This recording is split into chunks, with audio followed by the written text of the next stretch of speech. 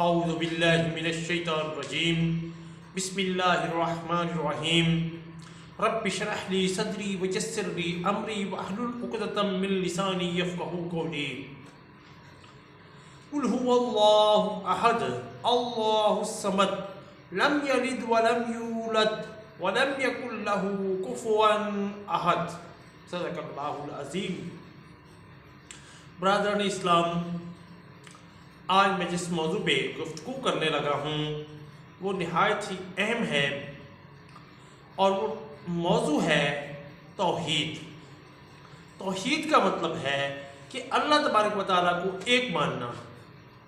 اس کی ذات میں ایک ماننا، اس کی صفات میں ایک ماننا،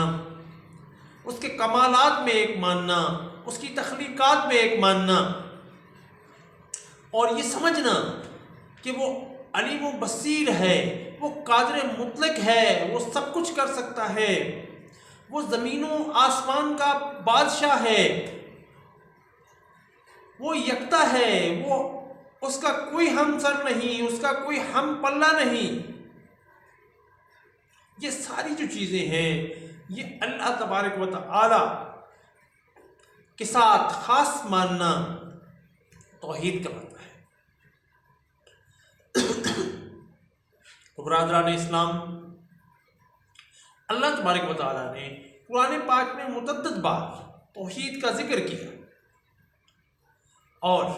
احادیث مبارکہ میں بھی بہت ساری حدیثیں جو ہے توحید کے موضوع پہ موجود ہیں، کیونکہ یہ سب سے اہم موضوع ہے، سب سے اہم جو نقطہ ہے جس سے انسان جو ہے وہ اسلام میں داخل ہوتا ہے۔ جس کا توحید پہ ایمان نہیں ہے تو وہ پکا کافر ہے، مشرک ہے، اس کا دین اسلام سے کوئی تعلق واسطہ نہیں۔ برادران اسلام، اللہ تبارک و تعالیٰ نے قرآن پاک میں نبی پاک صلی اللہ علیہ وآلہ وسلم کو مخاطب کرتے ہوئے ارشاد فرمایا، میں نے سورہ اخلاص جو ہے وہ تلاوت کی کہ اے پیغمبر صلی اللہ علیہ وآلہ وسلم فرما دیجئے کہ اللہ ایک ہے، اللہ بے نیاز ہے۔ پہلی خصوصیت الہ ہونے کی کہ وہ واحد ہے، اس کا کوئی ہم پلہ برابر نہیں ہے۔ اسی وجہ سے ہم اس کی عبادت کرتے ہیں، اس کو الہ مانتے ہیں، اور اللہ بے نیاز ہے۔ صمد کہتے ہیں جس کے تمام محتاج ہوں لیکن وہ ذات کسی کی محتاج نہ ہو، وہ صمد ذات ہے، وہ بے نیاز ذات ہے۔ برادران اسلام، اگر کسی انسان کی اولاد ہوتی ہے تو اولاد میں جو خوبیاں ہوتی ہیں وہ والدین جیسی ہوتی ہیں۔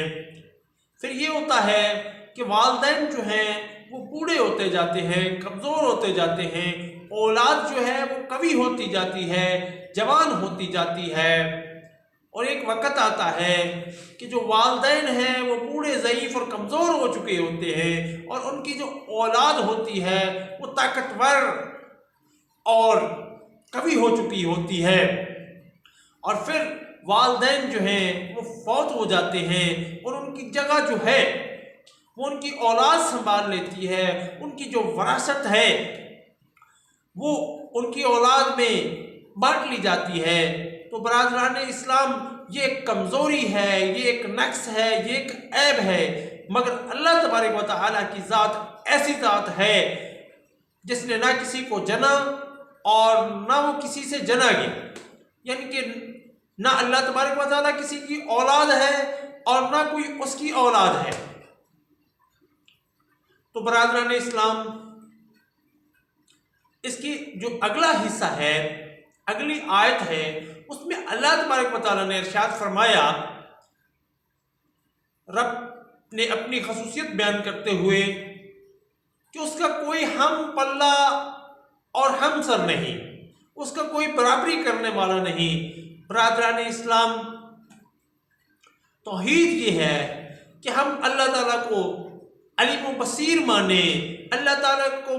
بادشاہوں کا بادشاہ مانیں، اللہ تعالیٰ کو رازق مانیں، اللہ تعالیٰ کو خالق مانیں۔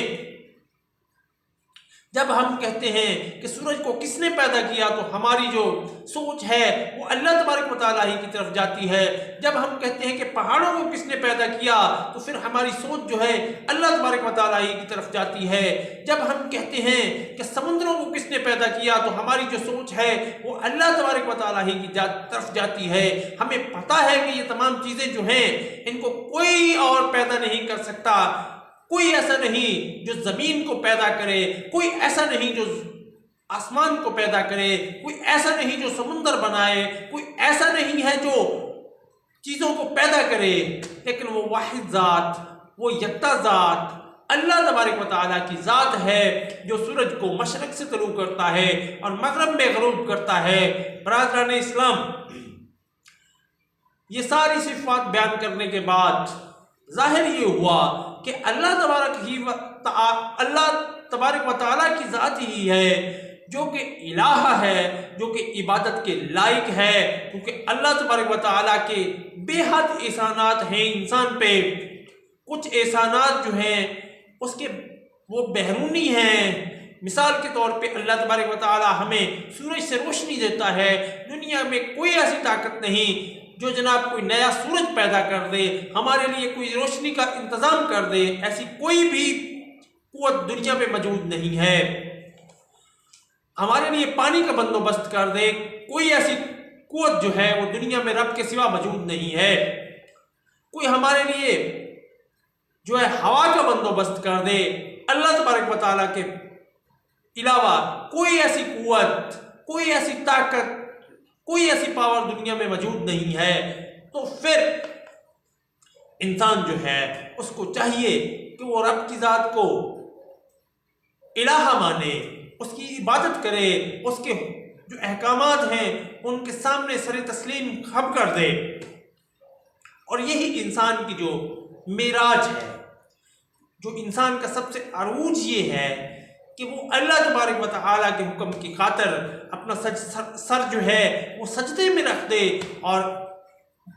پکارے سبحان ربی الاعلیٰ، سبحان ربی الاعلیٰ، سبحان ربی الاعلیٰ۔ یہ انسان کی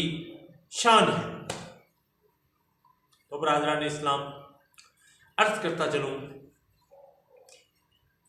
نبی پاک صلی اللہ علیہ وآلہ وسلم نے ارشاد فرمایا، افضل الاعمال لا الہ الا اللہ و افضل الدعاء الاستغفار۔ اس حدیث مبارکہ میں اللہ تبارک و تعالیٰ کے پاک پیغمبر صلی اللہ علیہ وآلہ وسلم نے سب سے زیادہ فضیلت والا عمل لا الہ الا اللہ کو قرار دیا۔ لا الہ الا اللہ کا مطلب یہ ہے کہ اللہ تعالیٰ کے سوا کوئی عبادت کے لائق نہیں، صرف اللہ ہی ہے جو عبادت کے لائق ہے، جس کی عبادت کی جا سکتی ہے۔ تو اس عمل کو نبی پاک صلی اللہ علیہ وآلہ وسلم نے سب اعمال جو ہیں ان سے بہتر قرار دیا۔ اور اسی حدیث کی دوسرا حصہ میں جو استغفار ہے اس کا بیان کیا کہ استغفار جو ہے وہ بہترین دعا ہے۔ ایک اور حدیث قدسی ہے، حدیث قدسی وہ ہوتی ہے جو کلام تو اللہ تعالیٰ کا ہوتا ہے، لیکن نبی پاک صلی اللہ